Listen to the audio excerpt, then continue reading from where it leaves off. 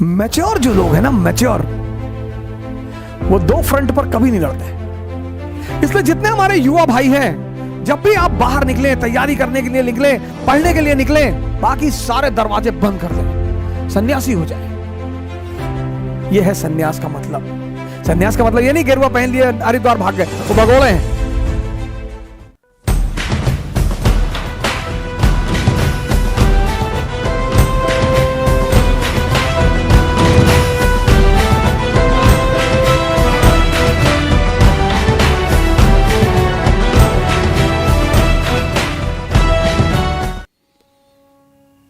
आप उठे समस्तीपुर से, बैग उठाए, किसी को बताया ही नहीं कि आप आईएएस की तैयारी करने जा रहे हैं, बताया ही नहीं आपने, चर्चा ही नहीं की। अगर किसी ने पूछा कि दिल्ली जा रहे हो, हाँ वो इन्फो जॉब लग गई है, ऐसे ही जॉब लग गई है। बेंगलोर जा रहे हो, हाँ इन्फोसिस में जॉब लग गई है। जब तुम अपनी महत्वाकांक्षा किसी को बताते हो और तुम योग्य होते हो तो जलन पैदा होती है। यह मानवीय प्रवृत्ति, ऐसा नहीं हमारे में होती, तुम्हारे में होती, सब में होती है।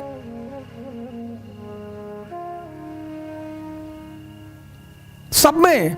अभी तुमको ऑस्ट्रेलिया में आईएएस बना दिया जाए, तुम नहीं जाना चाहोगे। कौन जानता है तुमको ऑस्ट्रेलिया में हो गए आईएएस। इसलिए जब तुम आईएएस बनते हो, मंत्री बनते हो, नेता बनते हो, अपने घर की तरफ भागते हो।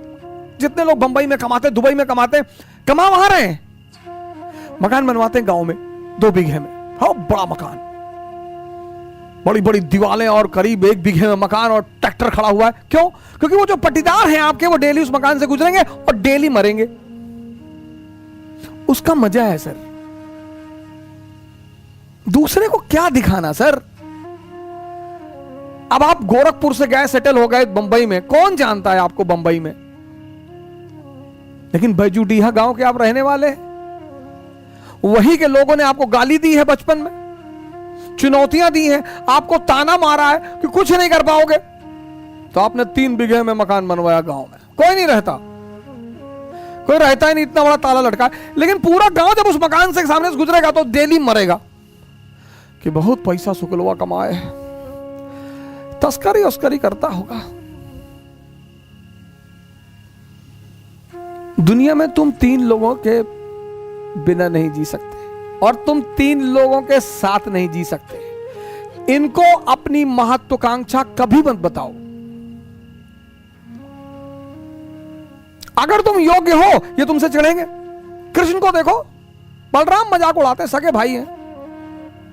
गोरे नंद जसोदा गोरी, तुम कत श्याम शरीर। तुम्हारी मां भी गोरी, तुम्हारे पापा भी गोरे, तुम काले हो, तुम इनके बेटे हो ही नहीं।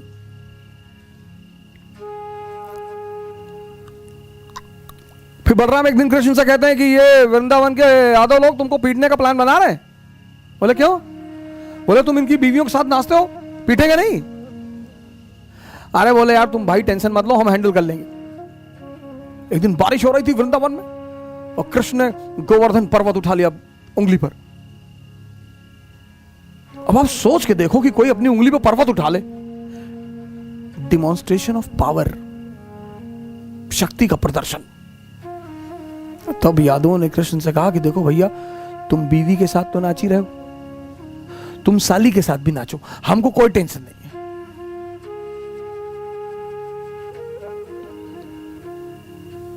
जीवन में तुम्हारी योग्यता तुम्हारी सबसे बड़ी दुश्मन होगी, उसको छिपाना है। 98% लाना योग्यता नहीं है। वो सेल टैक्स कमिश्नर थे लखनऊ में, सुसाइड कर लिया, 2-3 दिन पहले की बात है। योग्यता है इस दुनिया को हैंडल करना। एक साहब है हमारे मित्र, कहते हैं तुम नौजवान क्रांति चला के सबको बचा लोगे। हमने कहा हम तो बचा लेंगे। नहीं नहीं, तुम्हारा क्या मकसद है कि तुम कोरोना से कोई मरता नहीं है?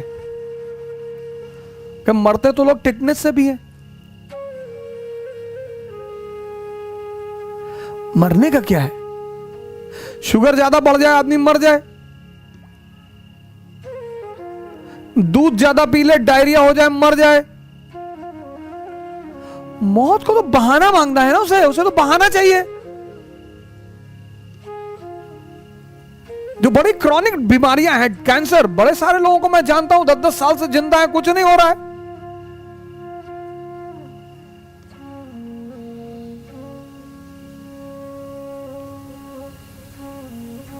मैच्योर जो लोग हैं ना, मैच्योर, वो दो फ्रंट पर कभी नहीं लड़ते।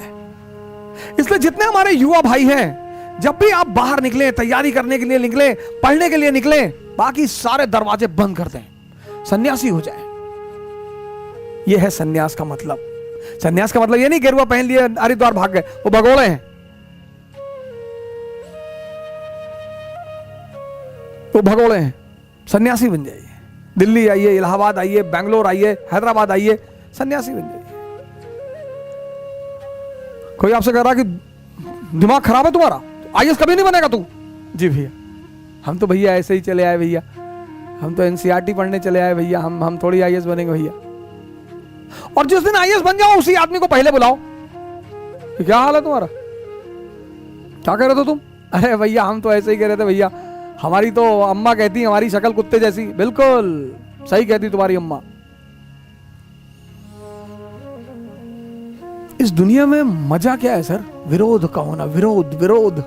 जितना तुम्हारा विरोध होगा उतने तुम्हारे उभरने की संभावना बढ़ जाएगी।